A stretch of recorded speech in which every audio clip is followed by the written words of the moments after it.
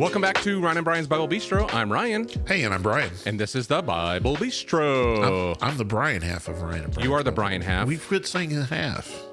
Well, that was just in the intro. Oh, okay. When we used to do the anymore. old way. Okay. The old ways. Not anymore. I remember, it sounds like a church member now. The old That's the way ways? we used to do it. Yeah, that's my seat. We've always done it this way. That's my favorite I've always line. sat in that seat. There was a... Anyway. Anyway. Yeah, enough of that. When I die, bronze me and put me back in my seat. We shouldn't go there today. All right. So, Yes. so yeah, we didn't talk about this last week with Chad, but you and I and our lovely spouses, I was going to say the help and the... Yes. The help, also known as my wife. And your wife. The donor. We all Went to to Chicago. Yeah, and had an excursion, ate some good food. We ate a lot of food. I mean, you and I, where have you and I gone that we haven't eaten a lot of food? Yes, but we came back and I'm like, I have to purge. I have to give me lean meats and vegetables for a while. It was good though. We had time. ramen at New Mai, which is one of my favorite places up there, and we found a new brunch place that was really good. I enjoyed that a lot. Half of Chicago was there.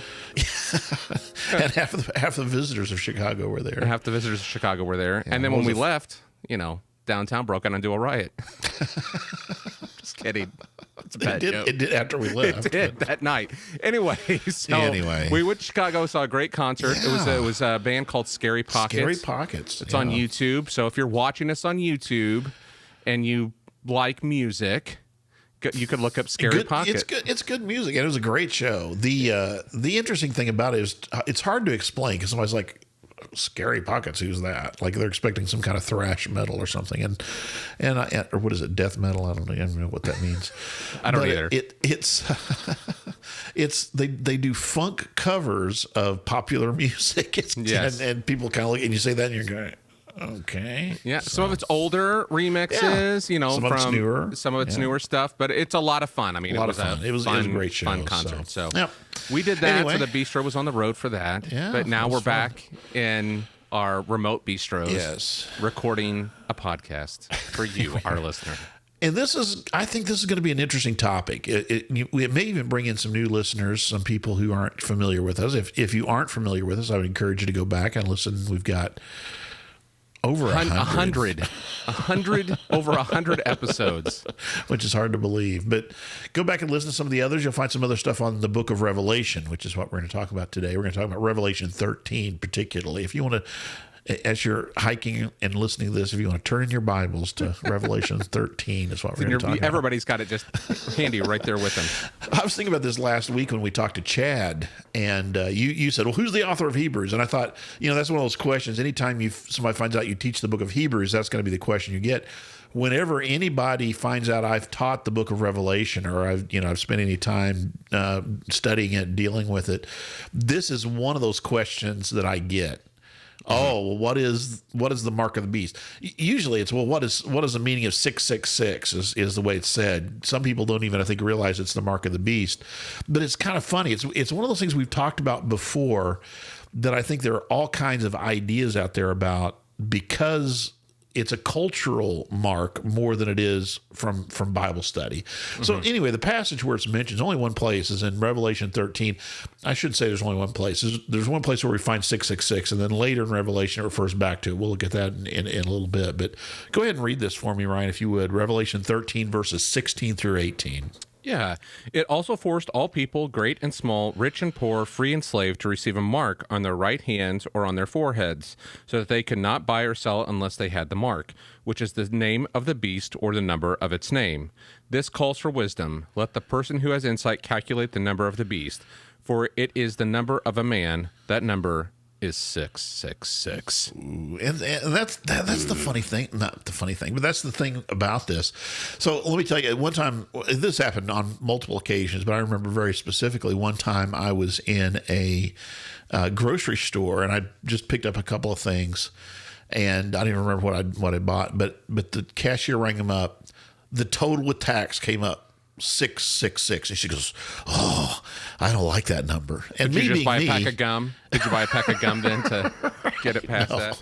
no, she's like, "Oh," and you could tell it freaked her out. "I don't like that number." And I said, "Well, why?"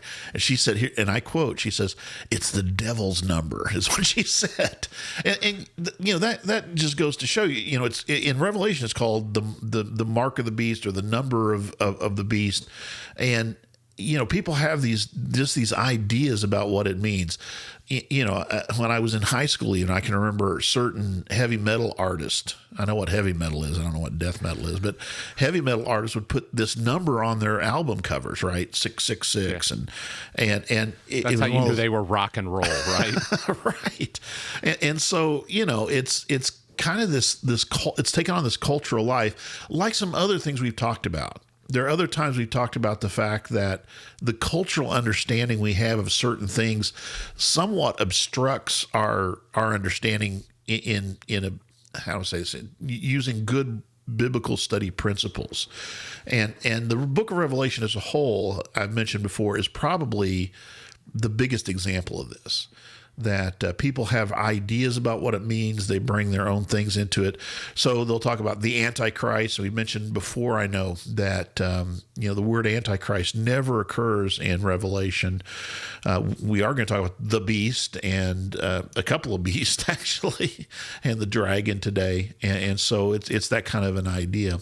I was going to start off with this, Ryan. I remember when I was a kid, some of the things that were said about this, but there's been all kinds of things that have been identified with this number. What kind of things do you remember? Do you remember anything that well, I think barcodes at one point were a big thing, like that's, and I'm sure since then it's been like, I don't know, chips kind of, there's been like, oh, we're going to have these chips in our arms to pay for things, or, give you medical information. And I've heard even recently the vaccine, vaccines are the mark of the beast. All these things, fun things. Right. So here's how this got started. Actually, it was a student of mine that sent me, I get questions from former students all the time, but you know it's going to be a problem when you just get a message that's a TikTok video. And TikTok might be the mark of the beast. Let's come back to that. I think that might be the beast tool. Anyway, so I listened to this video, and a lot of times I'm just kind of like, but it actually started off, I thought, oh, he's going someplace with this. But then at the end, he's just kind of like makes this declaration, and you're like, okay, you didn't really answer the question. It wasn't so much that he was off on what he was saying, because what he was saying is true. Basically, he was saying that the Shema is what you bind on your foreheads and on your hands. And of course, it says anything without the number written on their foreheads or their hands, they're not going to be able to buy and sell. And so he was saying that basically to love the Lord your God with all your heart, mind, soul, and strength, and to love your neighbors yourself is the Christ thing to do, and the Antichrist thing to do is to hate God and hate your neighbor. And I'm like, so he's like, the mark of the beast is hating your, and I'm like, hating your neighbor. Yeah. Well, what does that have to do with the number, though? So anyway, like I said, it started off promising, kind of went downhill. I did this thing. I went on YouTube, and I just because we post our podcast on YouTube, and in fact you may be watching it on YouTube right now, in which case what I said was really redundant. But anyway, I went and searched what is the mark of the beast, and all kinds of things popped up, just all kinds of explanations. Some of them are not bad. A couple of them, actually, there was one that was an excerpt. I need to look up this. It's a National Geographic special with, what's his name? He's read the Bible. What's his name? He's read the Bible. He's narrated that narrows it down. He's narrated it. That guy that read the Bible with the face. He's got a great voice, but he's got ears. I'll think of it later. Yeah, I'll think of it later. Anyway, but it was actually pretty good. They went actually talked to a scholar about it, and came up with some pretty good. No, it wasn't Bart Ehrman, but anyway, so I got this video, and I said in response, well, that wasn't really that great. I sent it to you. You watched it too. Isn't that correct? And I said, well, maybe we'll do a podcast episode on this. And so this is a shout out to my former student who sent me that TikTok video. I'm going to give you the definitive answer to your question. All our questions will be answered. Now, do you think it's, I said TikTok is 666. Yeah. TikTok has 6 letters in it. Well, I'm going to give you one. I'm going to give you one that you may not remember. Now the barcode, because barcodes, I mean, I'm old enough that I can remember when we didn't used to scan things when like the cashier actually typed in the number of stuff. And so that was the idea. You know, that was the first one I heard when I was a kid, because the barcodes were coming in, and they were saying you're not going to be able to buy anything that doesn't have this universal product code on it, UPC on it. And so, you know, a lot of people jumped on that. They looked at there's 3 segments that are 6 long or something, you know, and they made it into this. I'm going to give you one. I bet you've never heard this. So do you know Ronald Reagan's middle name? No. I think it's Wilson, if I remember correctly. Now I'm going to get somebody to correct me on that. But Ronald has 6 letters, Wilson has 6 letters, and Reagan has 6 letters. Trickle down economics. When he was elected, I remember people talking about, he's the beast, he's the Antichrist, and anyway, he's an actor. He's an actor who takes on political. Oh my gosh! Take that for what you want, but anyway, my point is there's been lots, like you said, there's been lots of things identified over the ages about this. And everybody, my experience is everybody's looking for ways to make something make something into 666, whatever the mark is. Sometimes there's another agenda, perhaps, or, you know, but I think there are people legitimately wanting to know, but they're kind of going about it wrong, is what I would say. So the first thing, we've used this as kind of a test before, is there's prophecy in Revelation, but it also needed to make sense. And in fact, this part particular, do you remember at the end of what you read there in verse 18? It says, let the person understand and calculate this number. You know, calls for wisdom. It was written for the people. I'm going to come back to that in a minute, because that's probably a reference to Daniel. But it would have been meaningful to the original recipients of this letter from John on the Isle of Patmos. So we're always asking the question, how did the original recipients understand these things? Now, I understand Isaiah, for example. There are examples in Isaiah we can look at now after Christ, and we can see how there was an immediate fulfillment, but there was also another long-term fulfillment. I get that, but my point is that there always was a meaning for the original recipients. There was always that initial meaningfulness to it, and I think that's the same here. So one of the other problems is, of course, we always say don't take things out of context. So let's go back and look at the context of chapter 13 a little bit. We're introduced to kind of all these characters, and in chapter 12 we were already introduced to one character, and I'll come back to say something about that in a minute. But then in chapter 13 verses 1 through 4 we find this I was going to say person, but really this this image that's introduced here. Go ahead and read verses 1 through 4 for me, if you would. Yeah. The dragon stood on the shore of the sea, and I saw a beast coming out of the sea. It had 10 horns and 7 heads, with 10 crowns on its horns, and on each head a blasphemous name. The beast I saw resembled a leopard, but had feet like those of a bear, and a mouth like that of a lion. The dragon gave the beast his power and his throne and great authority. One of the heads of the beast seemed to have had a fatal wound, but the fatal wound had been healed. The whole world was filled with wonder and followed the beast. People worshipped the dragon because he had given authority to the beast, and they all worshipped the beast and asked, "Who is like the beast? Who can wage war against it?"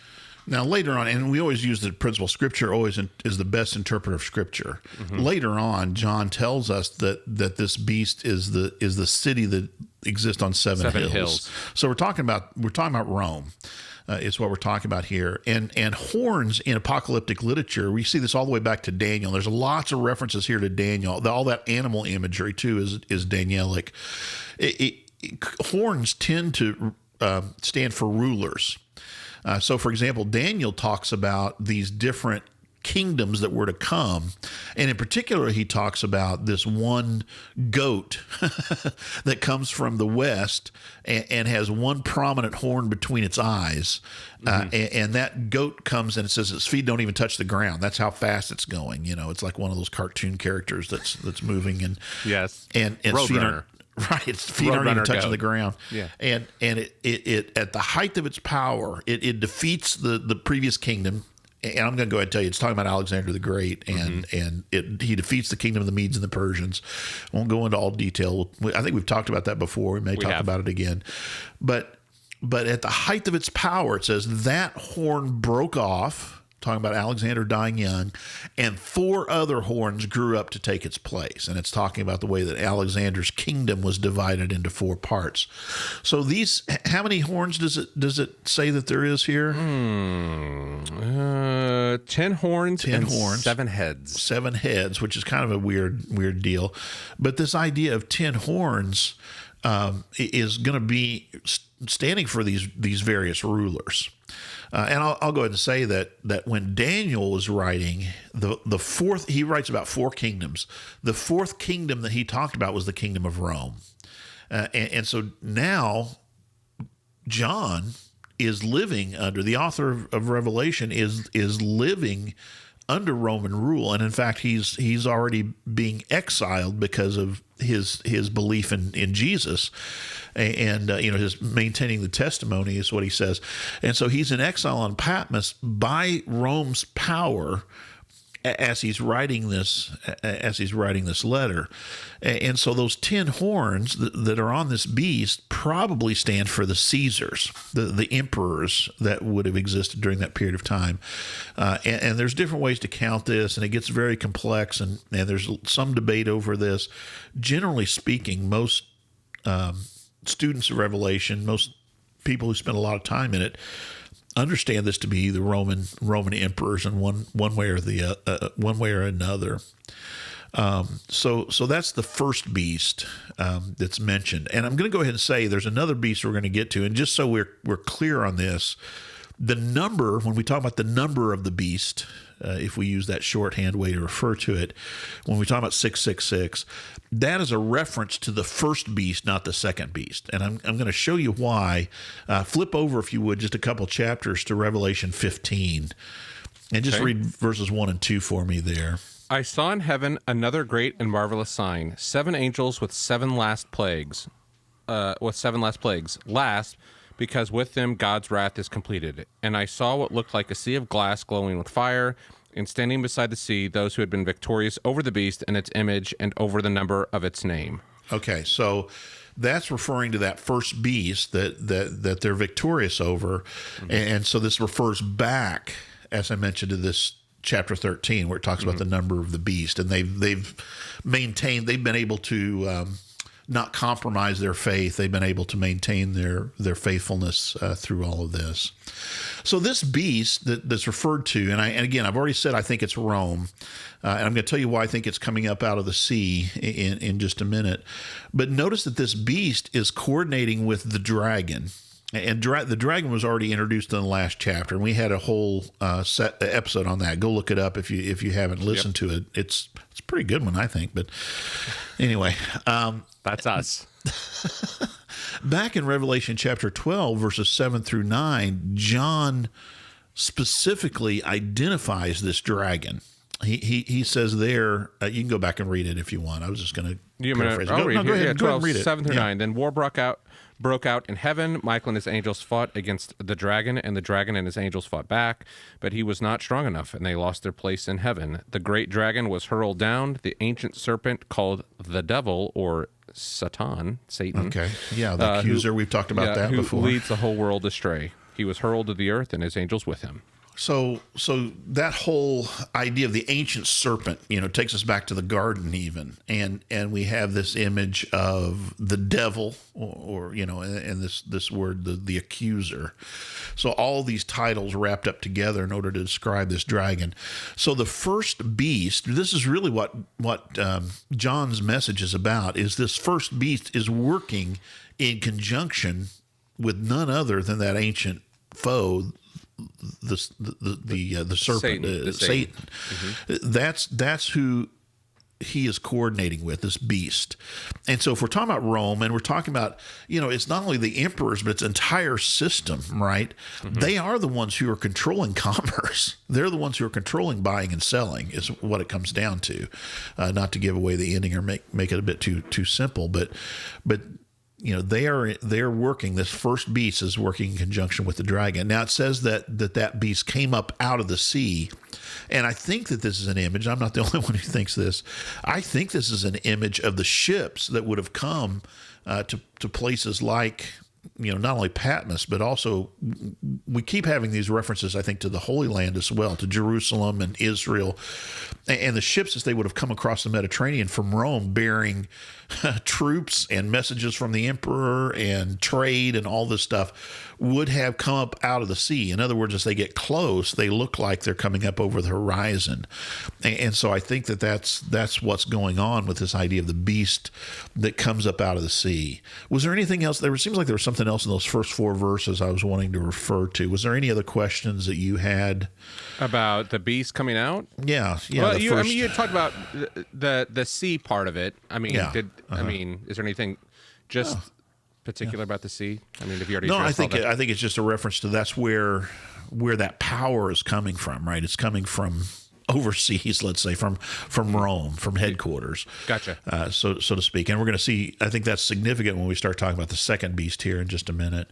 I'll mention this briefly. I said I didn't know if I was going to or not, but that reference to having wisdom and understanding is probably a reference to Daniel. If you look in Daniel chapter 11, it talks about this mighty foe of God's people. Now, Daniel's talking before this occurred, in my opinion, about an enemy of the people of God called Antiochus Epiphanes, who tried, we've talked about him before, who tried to wipe out God's people. And here's what Daniel says about him in verse 11. His armed forces will rise up to desecrate the temple fortress. They will abolish the daily sacrifice. They will set up the abomination that causes desolation, probably a reference to an idol that Antiochus Epiphanes set up in the temple grounds, a graven image with his own image, by the way, as I mentioned before, in the temple, the abomination that brings desolation. With flattery, he will corrupt those who violated the covenant. And here it's talking about basically seducing God's people onto his side. And there were a number of Jewish people in the time of Antiochus Epiphanes who took his part in this because they could see where the power was. And so they gave up their faith essentially for this. And here's what it says. He will corrupt those who have violated the covenant, but the people who know their God will firmly resist him. Those who are wise will instruct many. And then it says, even though they will fall to the sword, they'll have persecution. This is the same message that John is giving. Basically, he's saying we need to have wisdom in this time when we're dealing with powers that are calling God's people to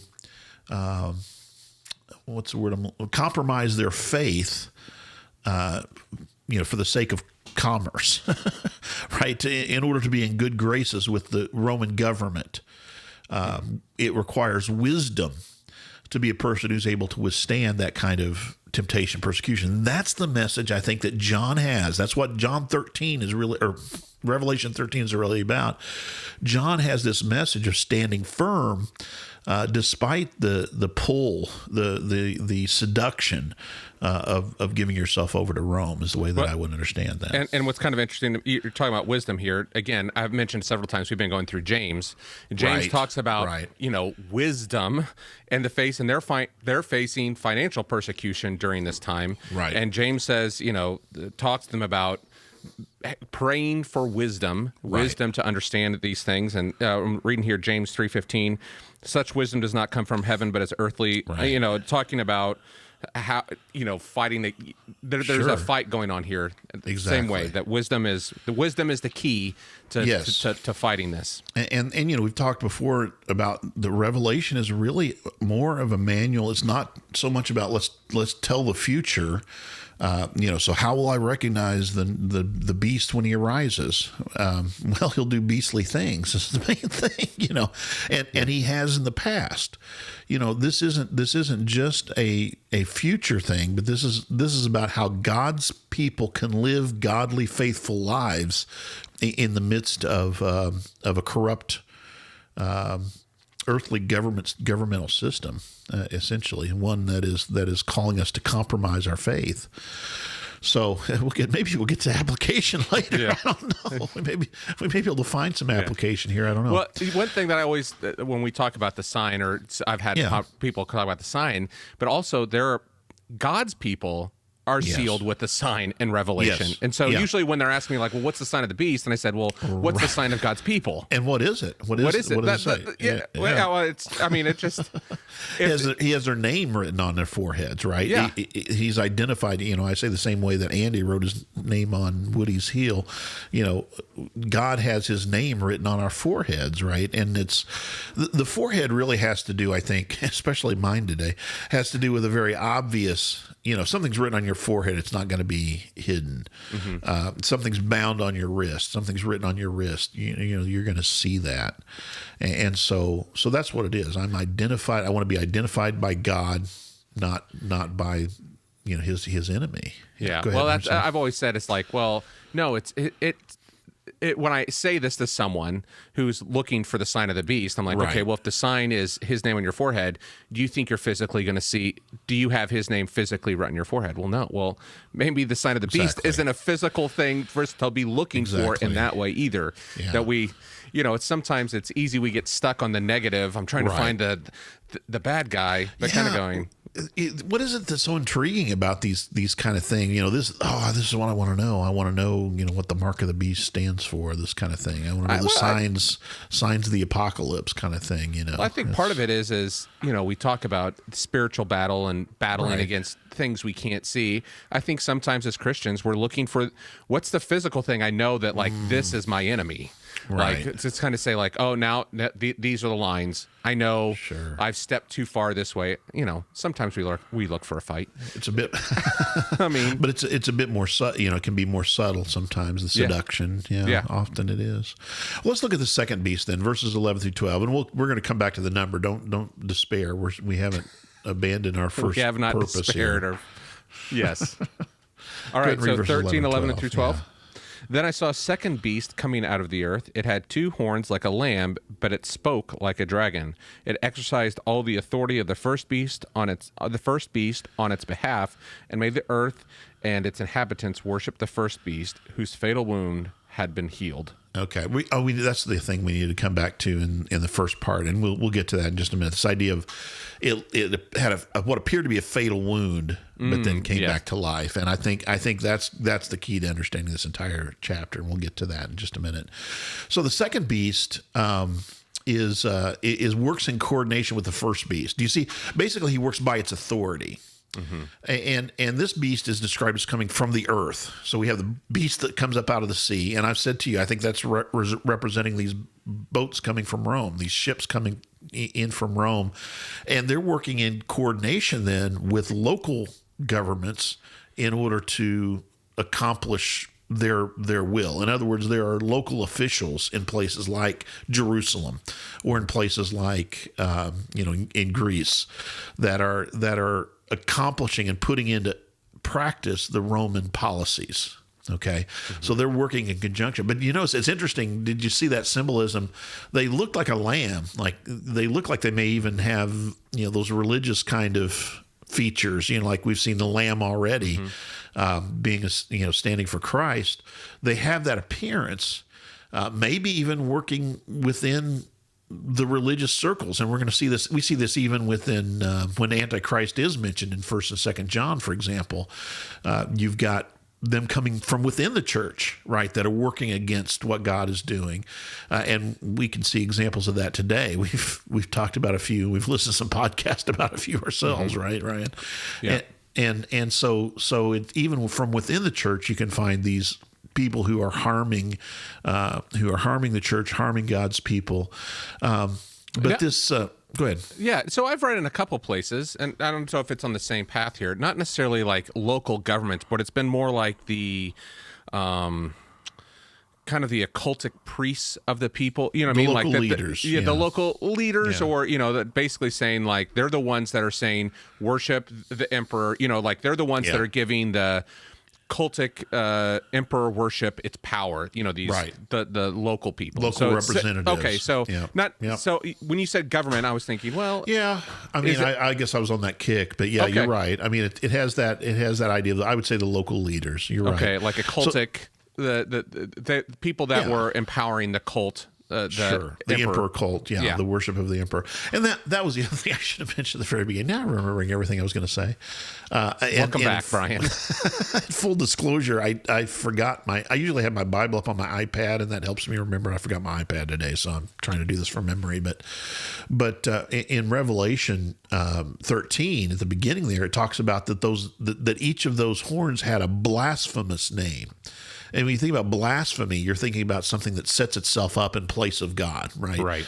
This is when Jesus is claiming divine authority. This is what he is accused of by the religious leaders, right? Is blasphemy, and so that's where we're getting to this idea that the emperors, the Caesars, are setting themselves up in place of God and demanding worship. It's a kind of a false religious sense. It's but it's really about power, and I guess that's where I was going with the leaders in that way.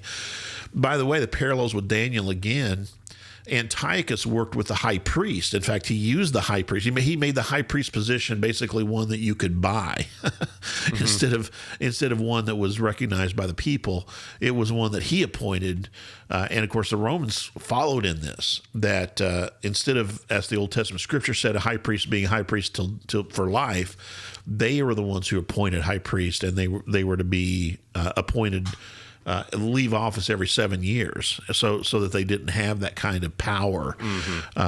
So it's a way to influence that as well, I think. So that's that second beast. They're working in conjunction with Rome. I was going to mention this. I talked about the lamb, but then it says they speak with the voice of the dragon. Right. Yeah. So again, that dragon, who's the ancient serpent, who's the liar, who's the father of lies, according to 1 John. That's how they're speaking. They're not speaking truth. They're speaking lies. Okay, now read verses 13 through 15, and here I think we're going to really start to get at what this means. Okay, 13 through 15. And it performed great signs, even causing fire to come down from heaven to the earth in full view of the people. Because of the signs, it was given power to perform on behalf of the first beast. It deceived the inhabitants of the earth. It ordered them to set up an image in honor of the beast who was wounded by the sword and yet lived. The second beast was given power to give breath to the image of the first beast, so that the image could speak and cause all who refused to worship the image to be killed. Okay. So we've got this repeated theme throughout chapter 13 of the beast that appeared to be killed but wasn't. And the interesting contrast, of course, is all the way back in chapter 5, we have one of the most beautiful images, which is the lamb that has been slain standing. He did not. It's important. He did not appear to have been slain, but this is a lamb who was slain and is now standing. And in contrast to this, you have this kind of false miracle of one who appears to have been killed, but has now come back to life. And this goes to something, and this is what I responded to my student when they sent me that in the first place. I said, well, I think it's Nero Redivivus. And they're like, what? What's Nero Redivivus?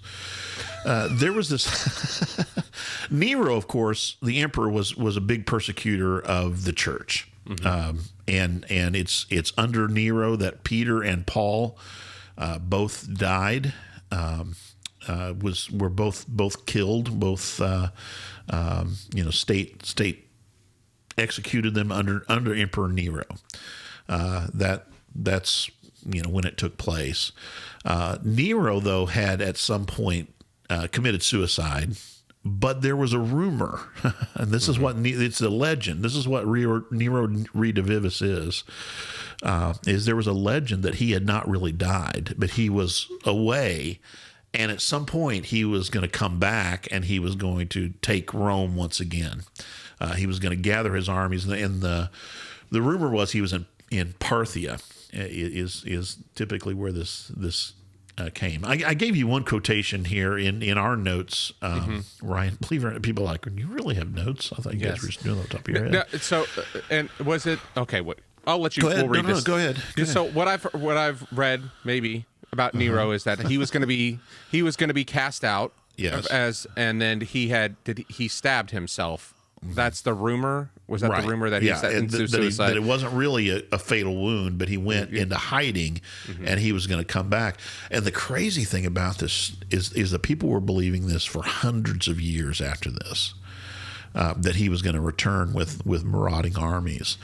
And so we think, and I think, that this is what this is a reference to, this idea. And because during the time of Domitian is one of the times that this was revived. And this is when I think the book of Revelation is written. So Domitian is an emperor of Rome after Nero. After Nero. And he was also not a very nice person. Exactly. And so basically this is what's come back now. This persecution of the Christians under Nero has now returned. And Domitian idea. is the emperor during the time that John is writing Revelation. I think so. Yes. Yeah. And we haven't. I don't think we've ever done one on the date. I've threatened to do one on the dating of Revelation, but there's reasons we believe. Myself and others believe that it was written during the reign of Domitian. There's a couple of different possibilities, but I think it's under the reign of Domitian, and part of it's because of what I said. Those 10 horns depends again on how you count your Caesars. They don't make it easy, but count your Caesars, name them one by one. So anyway, I think it's during the reign of Domitian. This is part of the rumor. Now, I gave you part of the Sibylline oracles. I don't know if you've ever read the Sibylline oracles before or not. Okay. Hasn't made it to my reading list yet. So the Sibyls they gave these. There's a couple of really famous stories from antiquity about them, but they would give these. They're a little like Nostradamus. Okay, they gave these prophecies in very vague terms, right? In these kind of long, how do I say this? Basically, these couplets that have, and so then, it's kind of like if you've ever read Nostradamus or you've ever watched a I watched National the History Geographic Channel. special, right? It's like, how can we interpret these things? It's kind of, they're vague enough. It's not quite as vague as a horoscope or something like that, but it's got that kind of feel to it that it's like what's going to happen. And so a couple of different times the Sibylline oracles refer to this Nero Redivivus story. And one of them I gave you is out of book 4, and I'm not going to necessarily read the whole thing, but it says, a mighty king, this is a book 4 starting in line or stanza 155, a mighty king shall like a runaway slave flee over the Euphrates stream unseen, unknown who shall sometime dare loathsome guilt of matricide and many other things, having confidence in this most wicked hands. And basically it talks about he'll flee Rome's soil to the Parthian land. This is in line 161. And then later it will talk about this idea, out of Syria will come Rome's foremost man, who having burned the temple of Solima, which is the Sibylline oracle's way to refer to Jerusalem. So this is probably talking about the time of Titus and Vespasian and the sack of Jerusalem in 70 AD. And the interesting thing about this is that this is another time that this Nero Redivivus, because that only been a few years after Nero's death. That we even after his death, it's the temple's being torn down, and we're getting this revisited idea of he's coming still. He's coming back, and he's going to be in charge again, and the same way that he caused persecution before, he's going to do it again. But then down later, excuse me, I've got some allergies. It's a nice day outside, but all the trees are budding and stuff. Yes. So we get this idea. So this is written after 70 or 80. So we're just kind of establishing again that there was this kind of myth of Nero coming back again. And so down in verse 80, it says, shall he, or 178, shall also come the fugitive of Rome, bearing a great spear, having marched across Euphrates with his many myriads. And so there's the idea. You see, he went into exile in Parthia in the Euphrates. That's the rumor. And then he's going to come back with armies, and he's going to march, and he's going to basically take over again. That was the legend. And so I think what John is doing here is he's referring to this common thought that people had about this Nero, this emperor that was going to die and come back to life. And he sees it again in a sense parallel to what's happening with the persecution of Domitian. That is, he's in exile in Patmos because of Domitian, right? And so he's bringing back what Nero had done before. He's coming in the same kind of power that Nero had against God's people. Okay, so questions on that or comments? I'm just for my reference. So was Nero considered, because I haven't read all this past literature, I mean, Nero also didn't do a lot of great things for Rome. Is he considered like a positive figure in Roman at this time? Like think back on him as a positive figure? There definitely were people who thought of him as positively. Yeah, but during his own, he was not a great emperor, like you said, but he also passed the blame, we think, on to Christians. That's one of the reasons the persecution broke out. Now that's from a later, big fire. He said, and I'm going to acknowledge this. The first reference we have to that is a 4th century Christian historian. So there's debate about that, but that's a subject for another day maybe. But again, yeah, the every indication seems to be that the things that he caused, he would blame. When they turned out negatively, he would blame those on other people, for example, Christians, and so. Can you imagine having differences of opinion on the same politician? But we're all unified today. There were definitely people who were in favor of. Okay, I just didn't know if he was only a negative to the Christians, or if everybody's kind of in fear that he might be coming back. I mean, there definitely was fear as well. So even if you weren't a Christian, there was fear. He was just buying his time, and then he was going to come in and the interesting thing is people. We clearly have some references to Parthians in the book of Revelation as well. Some of these They're the ones with the bows across the Euphrates. Taking the Parthian shot, right. And so we have them referred to in the book of Revelation as well, I think. They look like locusts, except they have long blonde hair. Get it? And so anyway, that's all right. Maybe subject for another day. So go ahead. Yeah. I was just going to say. So here's the question. We've said it's Nero. So what does that have to do with 666? What does that have to do with 6? Why don't we just say, for his number of man, that number or that man is Nero. Okay, because I think. Part of the reason, all of the reason that John used symbolic language throughout this is partly because he's talking about the state that is persecuting them, right? And so you're going to have to be careful about how you're going to have to have discernment and about how you express these things, right? Is part of it. And so, go ahead.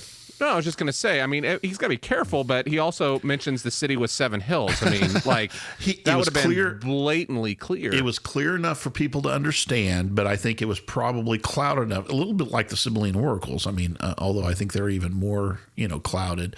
But that's part of what causes us problems today. I think the person who was in the same... A person who would have been in the same situation that John would have understood very clearly. I think if you had the same kind of background that he did, if you knew the same kind of stories he did, that's what we talk about all the time, right? Is worldview, understanding the historical setting and as best we can. So let me talk about the number 666 then. So here's the interesting thing. I was doing some research and read a quote from a commentary by Bousset. I can't remember if he's French or not, but he wrote around the turn of the last century, 1900s, and then he was able to say, well, scholars on the book of Revelation have pretty much determined that Nero redivivus is the point of Revelation 13. And in fact, he says it's almost incontrovertible, like most people think this. And that's one of the crazy things that I face is somebody will say to me, oh, I think 666 is the barcode. And I'll say, well, here's probably what it is. And I'll explain this whole Nero Redivivus thing, and they'll look at me like I have 7 heads and 10 crowns. And they'll say, did Nero invent barcodes? I'm just kidding. So anyway, you get what I'm saying is, but this has been the scholarly consensus for over 100 years. That's what most. So there's most people don't approach the Book of Revelation from a careful scholarly study, though. They approach it from now from TikTok, right? From these weird things. But let's get to the number thing, because we gotta talk about it. Okay. So 666, I think, I'm going to give you two possible theories. I think it is a gematria.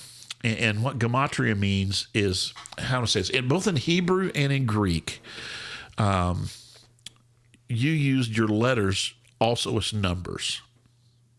There was not a separate set of symbols for numbers. Okay, so you didn't write a 6. You didn't have like a letter, basically. You didn't have what we call Arabic numerals. Okay. Invented by the Arabs. We didn't have that numbering system yet. Okay.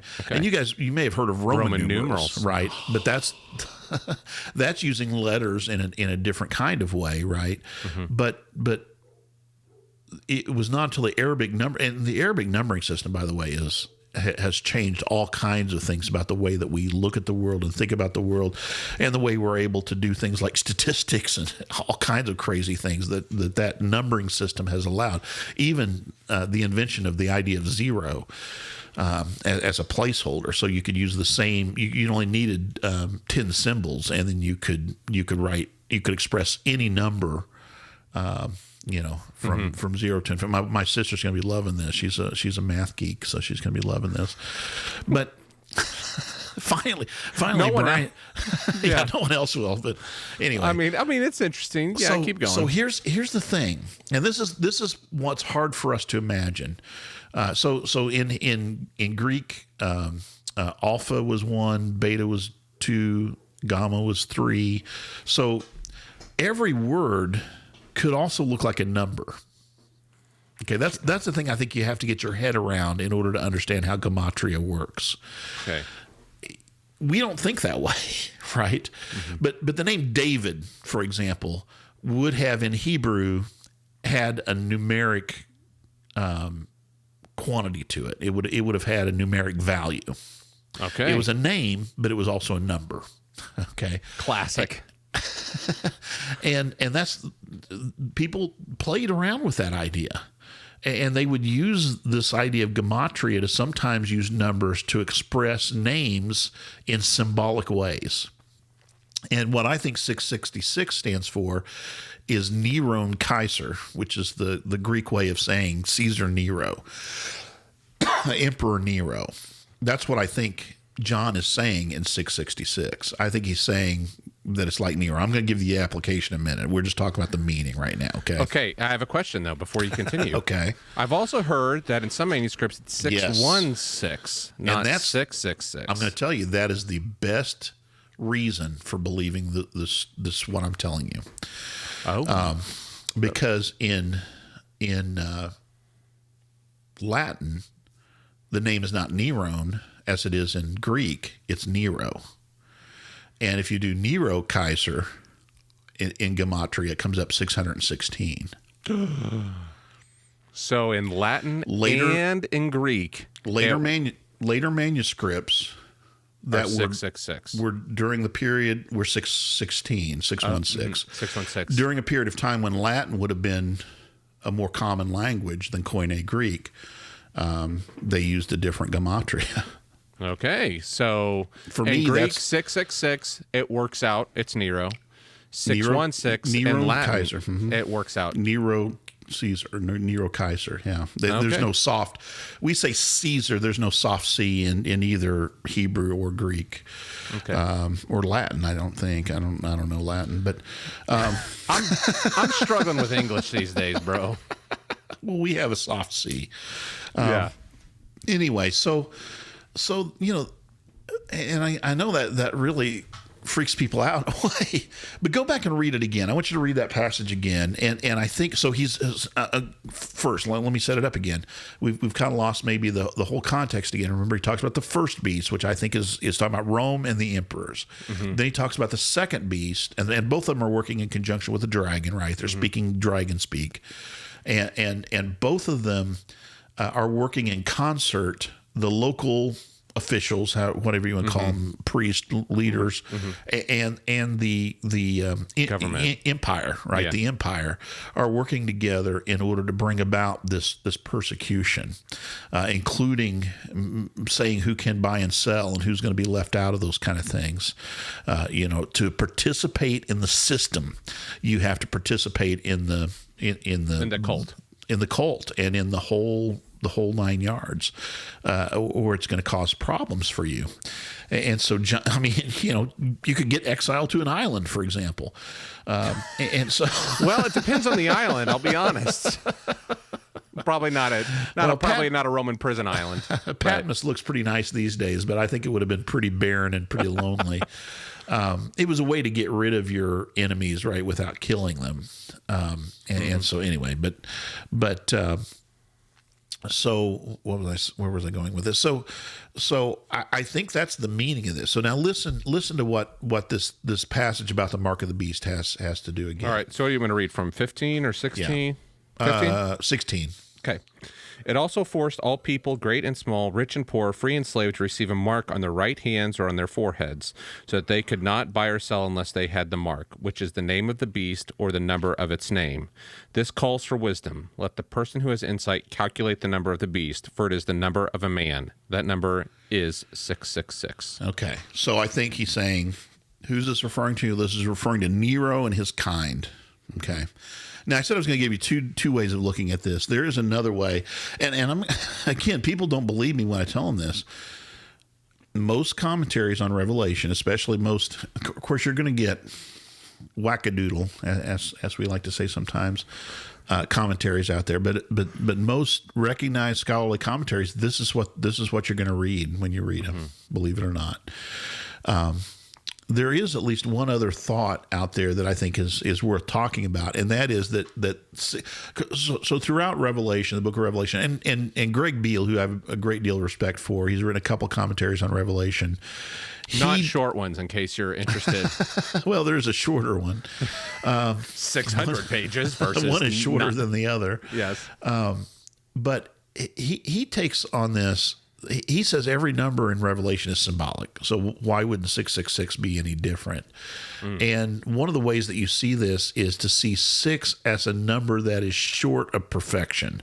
So 7 is used clearly in the book of Revelation to talk about the number of completion, or some people use the word perfection. And so 6 is just short of that. Is imperfect, right? Is not quite what it is. And 3 times, some people say, well, this mirrors the Trinity, or basically it's kind of a false understanding of. It's a little bit less than God, right? It's right. God-like. It has the appearance of God, but it doesn't have the same power. And you see this with the first beast, second beast, and the dragon, perhaps, that they're that kind of that kind of less than. They're trying to be divine, but they're not they quite making achieve it. And the wise one, the one who knows, who's really the insider and understands, is able to see through the disguise, right? Which that's is the wisdom. The wisdom that's the that whole can point. see through the. Because again, at this point, would this be right as Pax Romana, the Great Roman Peace, is happening? Well, it'd been after that. I mean, Pax Romana had already been instituted before this, but this has been a pretty stable time of Rome still when this was written. Yeah, relatively. As much as Rome was ever truly stable. Well, but it seemed unstoppable. Even it's still, stable then, as long as you're. It's stable. Here's the key, and this is what I think John's talking about. It's stable as long as you're on their side, right? If you're not.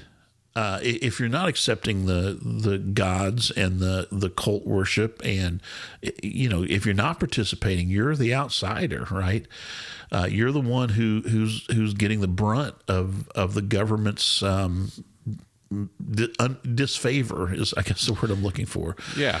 And that's what I think. Yeah. My point was that I think maybe at this point, it's, as you're a Christian, you think the Rome is never going to fall. It's like it is the dominant force that is driving everything. Yeah, so when you absolutely. see it as, you kind of talked about it's like a little short of divinity, but like it's still, you're seeing the power of it. Yeah. It's Yeah, ruling absolutely. power over you. Yeah. And for most of the world at this point, known world at the point, but like it's kind of seen as a, I think we talked about that before. Even I think when we talked about Daniel, Daniel talking about Rome coming through, it's just grinding things out, and it's like submission, like submitting to their authority. Submitting to their authority. Yeah. But just thinking, as a Christian, you have to at that point kind of going, I know God is God and He is over all things, but this world that I'm living in, it feels like this culture, this system is the dominant system, and it that's, can't be defeated. I think that's the application we take away from it. I think the application of this for us, and in some ways, whatever, if you think I'm off my rocker with the whole gematria thing, me and all the other people who study Revelation a lot. If you think we're off the rocker on this, the point still pertains, which is that we have to be discerning about participating in a system that draws us away from recognizing God as the true sovereign, right? That's why I think we have to be very careful. That's why Christ is Lord. Jesus is Christ is, as I've said before, a political statement. It's saying I'm not recognizing Caesar as Lord. I'm not recognizing Caesar as Savior of the world. I'm recognizing Jesus as the Savior of the world. And His kingdom is a different kind of kingdom than the empire of Rome. And I think it still relates to us today. Whatever nation we find ourselves in and whatever government we find ourselves in, there is a temptation for us to want, how do I say this, to be called to participate in that system to the full in our culture, whether or not it is promoting godly things or if it is anti-Christian, right? Mm-hmm. It is against the things of Christ. And that's that, I think, always in Daniel's day, in John's day, and in our day, it requires us to be wise and discerning people as we think about our role within society and community, right? Yeah. And we're called to be faithful. That's the discipleship part of this. We're called to be faithful and to remain true to the testimony of Christ, no matter what the cost for us, right? Yeah. And that's I think the primary point that's being made here. Yeah, I'm thinking back last week when we had Chad on. He was talking about, I asked him, like, how do we not drift away? Like, how do we become resilient? Right. Like, that was his main things. And he's talking about reading, but like, at least as you are on your phones or whatever, like, engage your brain and like how do you discern what's happening? Yeah. And I think that wisdom is such a key piece, because I was also thinking about the beginning of Revelation is about these churches. And, that these churches, there seems, we get this idea that they're lukewarm, like that they're living as Christians, but there's been places where they have absorbed cultural pieces of this. Yes. They've absorbed some of the marks of the beast. I have this is a against church you. That's absorbed parts of these, and Jesus is saying, I have this issue with you, and I can remove my light from you. But kind of going, that's the whole point of this book is, and I think this whole book is about that discipleship and in the church and how do we do that. And I think that's the tough part for us. Yeah. I think I also think about, as we think about why people are drawn to this, I think there's also a sense of kind of go, how do I make sure I'm not that? If that's the bad thing, how do I make sure I'm not that? And I think that is the trick and I think it's wisdom. It's that constant reflection piece of coming back, like, what is this? What does this mean? And I'm just going to tie everything together. We've been doing this season. We talked. One of the things when we talked with, or we were at the conference with Jody Owens a couple weeks ago. He talked. This is Jewish meditation literature. Yes. And that Jewish meditation literature it wasn't just to read it and go like, I know it. Exactly. It was to come back and read it and read it again and reflect on it, and it reveals itself to us. And that is the essence of wisdom, as God is working through his word to reveal, like that's how we become wise, is we reflect on God's word and become, that's how we capture this wisdom. James talks about praying for wisdom. Yeah. James talks about praying for wisdom, and it comes down, from heaven above, like true wisdom to help us. There's wisdom of the earth that is evil and corrupt, and then there's wisdom from God. And so, I think wisdom is the key phrase here. Yeah, and you and I, and I think Chad too, all tend to be, we tend to head toward the cerebral. We're head people. And there's a way in which that needs to be reflected in our lives as well. That needs to be, manifesting itself in our interactions. I use the word relationship a lot when it comes to what we're trying to maintain and trying to restore proper relationships. And so it should manifest itself in those relationships that we have with others. And that's what we're called to, and it's not an easy task sometimes. It's not just about how do you identify it, but it's how you live in it. Yeah. You know what I mean? Because I think that's the thing, is we're quick to slap a label on something, but then it's kind of going, well, what does it mean for me, a Christian, to live in that context and the midst of that? So I think John, again, he's writing for his original writers or for his original readers, but I think it still has meaning for us in that we are also tempted to, for the sake of commerce, for lack of a better term, for the sake of ease of our lives, to compromise our faith. We're constantly in that temptation. So. Yeah, if your faith is always accommodating, you know what I mean? Like at some point you have to say, like, if my faith accommodates everything, is there? Yeah. What's is culture the thing, or is my faith in Christ? Exactly. So, and that's, I think, that John's saying is, like, you can't accommodate everything in culture and maintain your witness as a Christ follower. Exactly. Yep. I think that's the main point. All right. Well, hey, there we go. We've solved all the world's problems. We know that 666 is referring to Nero, or 616. I think. Oh no, we know. We've settled this, Brian. Morgan Freeman is he's not the mark of the beast. He's the one who was doing that. Who was doing that National Geographic special. The guy who read the Bible. The guy that read the Bible? Yeah, he was good, man. He was great. Have you ever heard him reading the Bible? I haven't heard him reading the Bible. Pretty good. But have you... I was going to say another cultural reference. If he's the mark of the beast, he was the painted man in Robin Hood, Prince of Thieves. There you go. That the witch...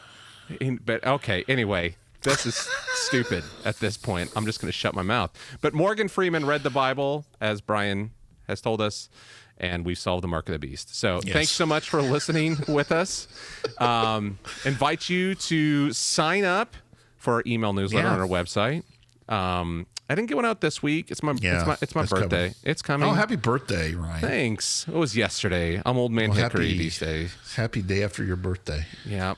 Yep, my hips just wouldn't get me out of bed. I'm just kidding. Oh, man. But sign up for that.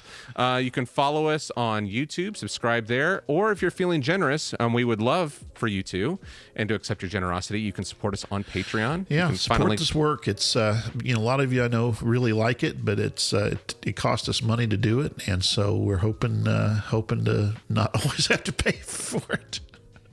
Hoping to have some help to share. We've had help. We have help, but absolutely. It is. We are subsidizing the bistro. So if you enjoy it, we'd love for you to help. So thanks so much, Brian. All right, I think are we going to start a new series next? New series. I think next week. And I'm calling it the Oneaters. The word wonders, but ONEDERS. What it's gonna be about? It's a reference. It's a reference. You'll love it. We'll release the beast next week. The wonders. All right, Brian. Well, I'll see you next Tuesday. All right, see you. Bye-bye. Bye.